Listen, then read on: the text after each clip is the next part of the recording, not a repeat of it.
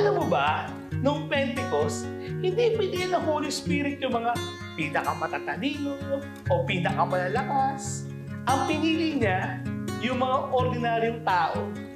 Mga taong takot, hindi sigurado, hindi perpekto, at binigyan niya sila ng kapangyarihan. Until today, He continued to give the power to ordinary people and the gifts to do the mission. Gift of wisdom, courage, healing, teaching, prophecy. Pero hindi yan para sa sarili lang natin, ha? Para yan sa mission. Hindi mo kailangan ng theology degree para mag-evangelize. Ang kailangan lang, isang buhay na bukas at hanggang sumunod sa Holy Spirit. Hayaan mong i-equip ka niya ngayon. Kasi sa new evangelization, hindi kailangan ng perfect. Ang kailangan, Spirit-filled.